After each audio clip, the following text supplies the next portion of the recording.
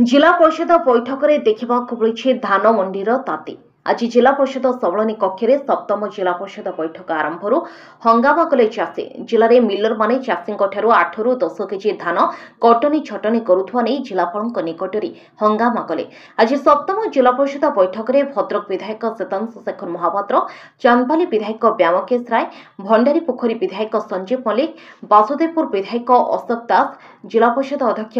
प्रफुल्ल जेना समेत जिला परिषद सभ्य अन्य पदाधिकारी उपस्थित थे। आज बैठक आरंभ सबलनी कक्ष में चाषी हंगामा देखा मिलता। एपरिक प्रारंभिक दीप प्रज्वलन होगा पूर्व देखा मिली हंगामा। आज चाषी मैंने जिलापाल आगे धान रखी अभियोग कर प्रत्येक चाषी पाखर 8 ରୁ 10 केजी कटनी छटनी होता जिलापाल कहते। मिलर मान मिसी अतिरिक्त जिला जोगाण अधिकारी कटनी छटनी करुवा भंडारी पोखरी विधायक संजीव मल्लिक। जिलापाल चाषी मान कथा शुणी एक कमिटी गठन कर किपरि सुरुखुरे चाषी मान धान किणा नहीं कहवा पर चाषी मैंने कक्ष परित्याग करते। जिला परिषद बैठक आरंभ होता।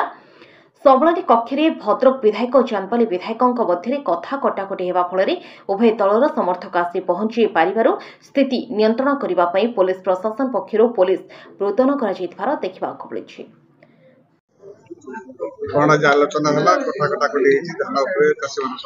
देखो आपण मैंने जानते मो पब्लिक अंडरटेकिंग कमिटी भी मेंबर अच्छी आमर चेयरमैन पदुपंडा महोदय सहित कमिटी आसला 3-4 दिन तले एवं सेठी मध्य ए कथाटी उठीला। आमे मंडी जो बुलीथिलु से मंडी रे जो चाषी माने कहिथिले हमको 8 ରୁ 9 किलो पर्यंत काटुचंती जोटा कि चाषी मान उद्वेग था। जो रिव्यू मीटिंग होता रिव्यू मीटिंग पर सेठी मध्य कहुला जे 5 किलो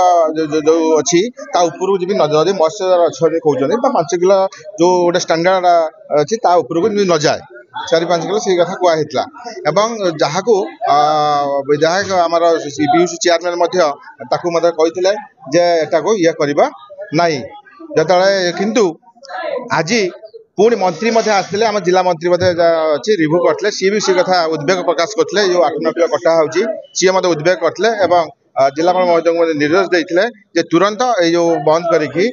जदि कौन मिलर न उठे बाहर मिलर को पसातु। आज से कथार बाहर मिलर को कलेक्टर कहते 30 जन खंड पसईचु 30 जन मिलर को पसईचु यथाशीघ्र से उठे। गत वर्ष तुलना ए वर्ष बहुत कम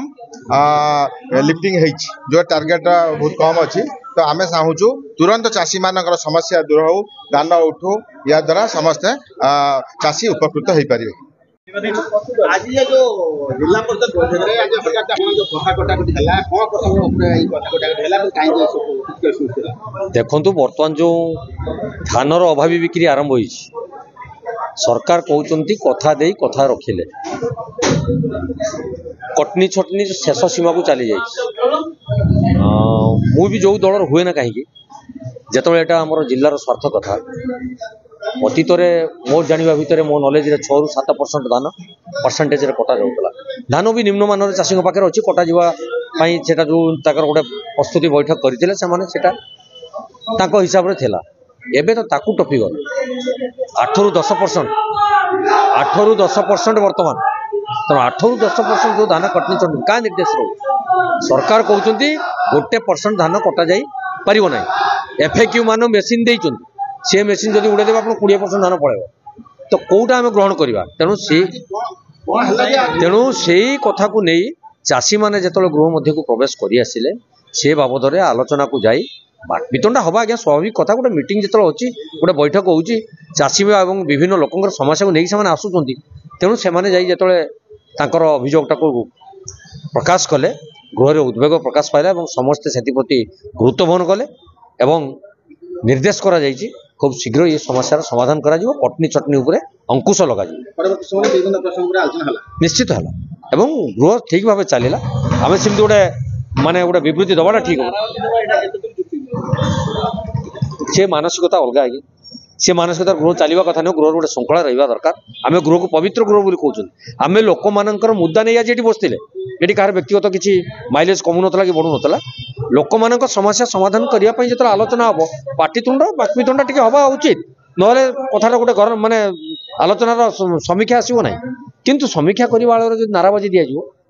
सेटा कहीं ठीक बोली लगुनि जदि किए देता व्यक्तिगत कथा से आलोचना को जीवी ना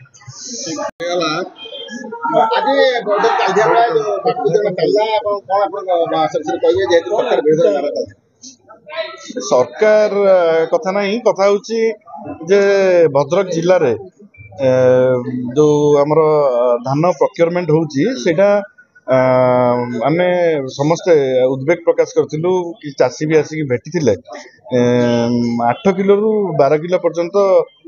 कटा जीवार अभियोग होची एवं आमे जते सोसाइटी सबु खबर नौचु सबुठी ए 8 किलो रु 12 किलो कटा जाउची सरकार या प्रति ध्यान देवा दरकार सरकार निजे कहिसेंती जे कटनी छटनी ए वर्ष हबनी किंतु ता सत्वे भी भद्रक जिले में जब 8 रु 12 किलो कटा जीव चाषी माने को डरा जाउची जो एमएसक्यू एवं जो एफएक्यू मानर धान मेसीन एवं ग्रेन एनालाइजर मेसीन जो अच्छी ताकू देखी कहते 24 क्विंटाल 24 किलो कटिव एमती कहीकि चाषी मान को डरा कि भयभीत करा जाएगी 8 रु 12 किलो पर्यंत धान कटा जाउची जोटा कि अत्यंत दुर्भाग्यजनक तेणु मु अनुरोध करी समस्त सरकारी अधिकारी मानू एवं सरकार को मध्य जे भद्रक जिले में तुरंत यही जो धान कटनी छटनी होउची 8 रु 12 किलो भितर ताकू तुरंत बंद करा जाऊ एवं तापर दृढ़ कार्यानुष्ठान निया जाऊ आपण देखिए मिल बाहर शह शह गाड़ी ठिया ट्रैक्टर ट्रक चाषी धान को निया जाउनी एवं चाषी को बाध्य करा जाउची 2-3 दिन ट्रक भड़ा एवं ट्रैक्टर भड़ा देला बेलू से बाध्य होइकी चाउल 8 रु 12 किलो पर्यंत काटिकी धान देकी जाउछंती तेणु यही परिस्थिति भितर देखो आज जिला परिषद सम्मेलन कक्ष सप्तम जिला परिषद बैठक अनुष्ठित होता जो समस्त विधायक जिलापाल एवं समस्त सभ्य मध्य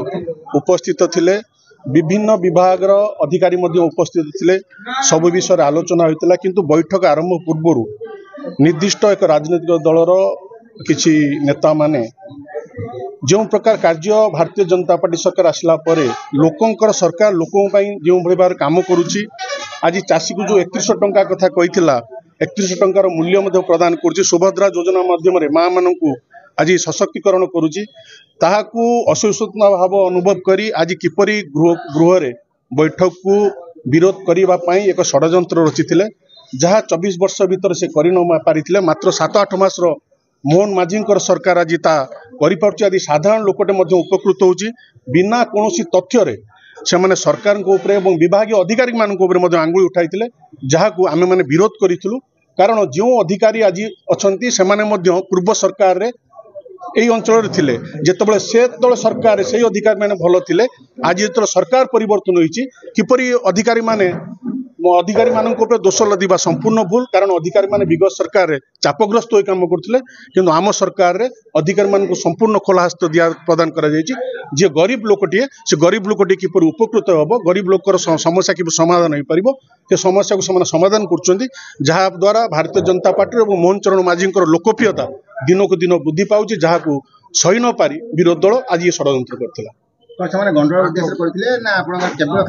निश्चिंत आपण मैंने उपस्थित थिले आपण मैंने मध्य समस्त ज्ञानी गुणी व्यक्ति आपण मैंने देखिथिबे आज बैठक को किपरि बारे भंडूर करिया पई से षड्यंत्र करथिले गोटे तांकर उद्देश्य थिला किपरि सरकार बदनाम करिबा जहाँ आज संभव नुहे कारण साधारण लोकटे जानि सारछि ये सरकार गरीबटीर ये सरकार कृषक ये सरकार माँ मानकर धन्यवाद।